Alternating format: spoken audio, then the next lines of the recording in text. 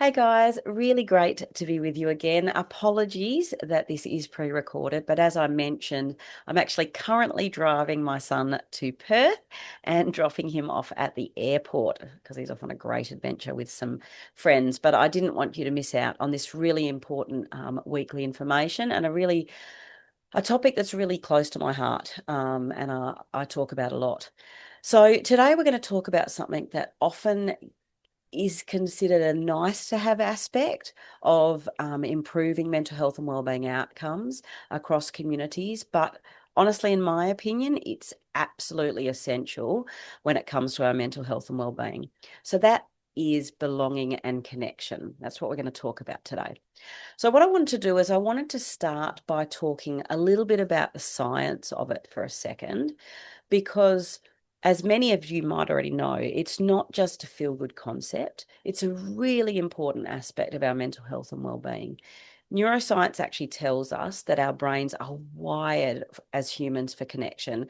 And I personally think COVID really showed us that we crave connection. And I think even 5 years on from COVID, in a world that's more um, fast paced, hard to believe, but more fast paced, more digitally connected, we really crave human connection. And I think actually our need to belong is right up there with our need for food and safety and basic requirements in our life. Now, I did a little bit of research before I presented on this topic in a community that I worked with.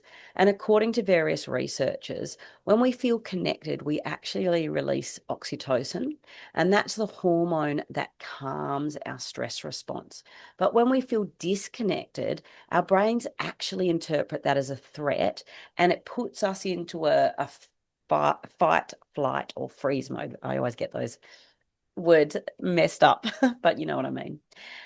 And look, the thing is, when that disconnection happens and it happens in an ongoing manner and can become chronic, that's when we start to see, loneliness appearing and anxiety and depression. And in some cases, it can increase a risk of suicide in individuals. So I just want you to pop a yes in the comments if this is something that you've noticed at all. Perhaps you've noticed it in your community, or you've experienced it personally, or perhaps you've seen it in the work or the role you play in a voluntary organisation.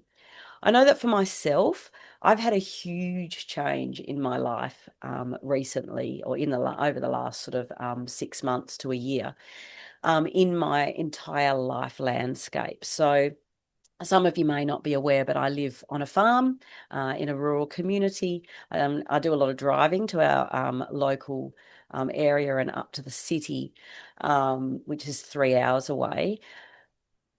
But what's really happened over the last 6 months to a year is that I've stepped out of my work role as an educator because I wanted to concentrate fully on helping communities, individuals to make this change happen.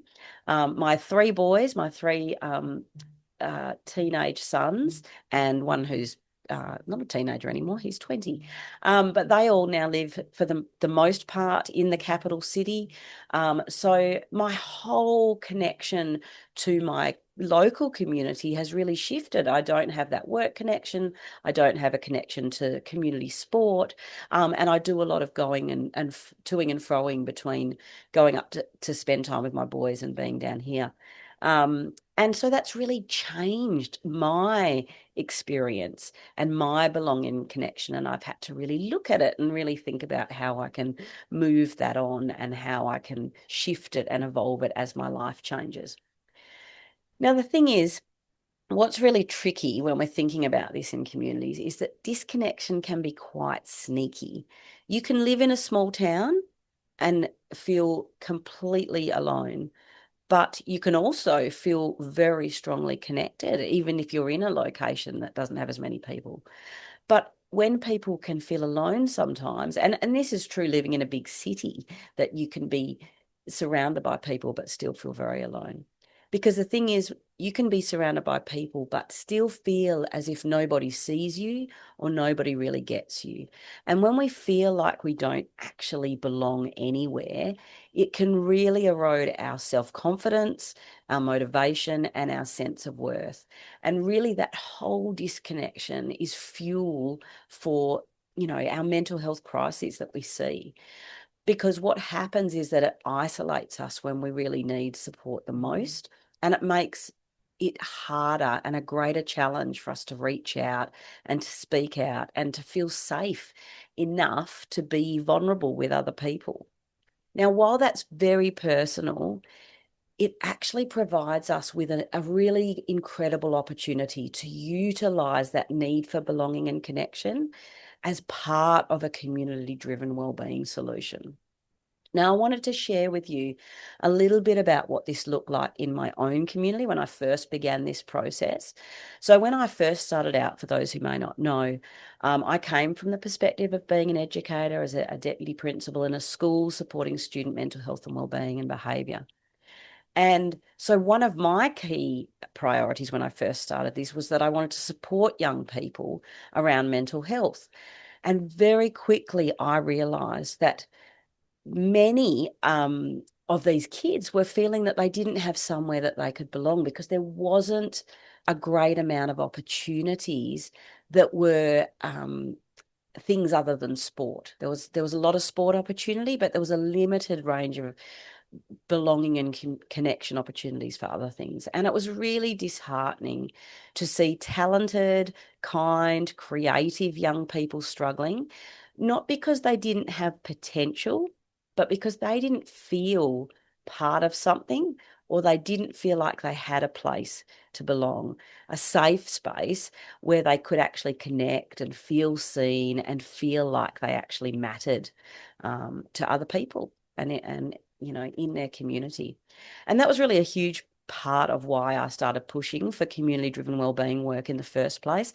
It's one piece of a much bigger puzzle that I developed over time. But I think for anyone who ever becomes a wellbeing change maker, there's often a spark or a certain place where it starts, that ripple effect starts. And I think for me, it was very much that I felt that everybody should have opportunities to find belonging and connection, and that nobody should actually have to fall through the cracks, and we should be able to do this better. And look, I think, as I mentioned, as I was talking about that example, a really important consideration when we think about belonging connection is that it doesn't look the same for everybody. For some, it can be sport. For others, it can be a walking group, a creative space, a men's shed. Some might find it online. Some might find it through a more intimate setting rather than a big group setting, a weekly cuppa or a catch up with mates. And some people need a lot of connection and belonging, which is like me. And some people only need a little. It's very, there's such a diverse range of what people want. But it's really important that we stock take our communities and actually ask what currently exists, what opportunities currently are there for connection, and what's missing, and who might be slipping through the gaps that we could be looking to support and develop opportunities for. So I'd love for you to share in the comments where you feel that you get your connection from and what makes you feel like you belong. For me, I used to get a lot of it through both my work and through community sport, not my sport, but through my kids' sport. But that's really shifted, as I mentioned before. So now for me, it's very much finding regular touch points with my friends, and it's more about the regular day-to-day touch points even than just the bigger events that we tend to go to and things like that. But not everyone's the same. I know, and I use him as an example a lot, but my husband, he still needs belonging and connection, but he yearns for it in a very different way to me. Going out to a massive gathering with people doesn't leave him necessarily feeling connected and belonging as part of something, whereas I tend to thrive from that. So it's really important to recognize that we get it in different ways, because belonging gives us something that's bigger than ourselves. It helps us really navigate harder times in our lives, and it's one of the most powerful protective factors that we can actually utilize when we're developing a community-driven wellbeing solution. Now, the good news is we don't have to reinvent the wheel. You might already be thinking, how on earth do I actually improve this? Where do I even start? And certainly a stock take is a great place to start. And I really encourage that for everything that we do, because it's coming from a place of where we're at right now. And that celebrates what's already happening and builds upon it. But there are also some really great tools and resources already out there that you can tap into to help communities foster belonging and connection. A really great one is Act, Belong, Commit. They have some simple everyday actions that can help boost mental health and wellbeing by getting people involved. But they're also a really good spot to go to just to get ideas about what else you could consider offering or looking to create in or incorporate into your local area.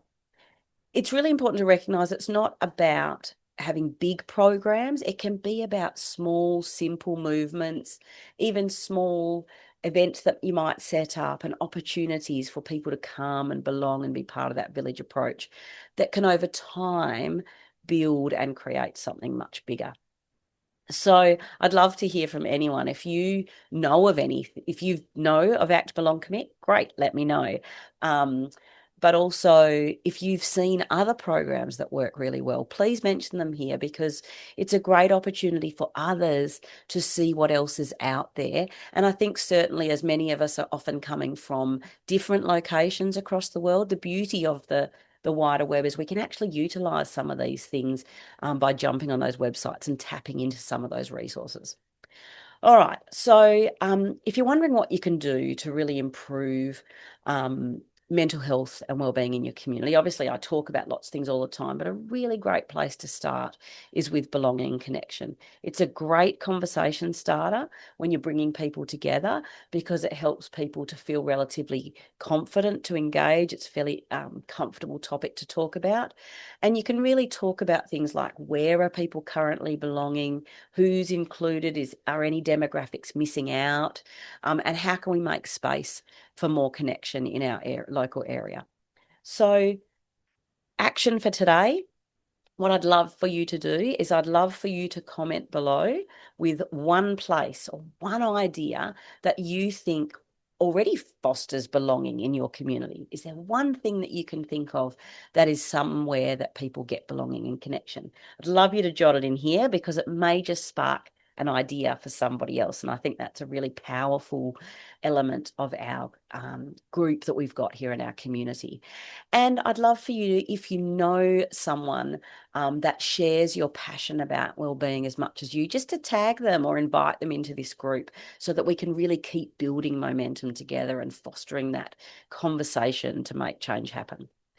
Look, thanks again, as always, for being part of this conversation. I say it often, but I really truly believe it, that belonging isn't a luxury. It's really important when it comes to building community-driven wellbeing solution and comes to anything that we're doing around trying to improve outcomes for improved mental health and wellbeing. So look, let's keep working towards achieving this change. And as always, let's stop watching the mental health statistics and start changing them. And until next time, I'll see you soon.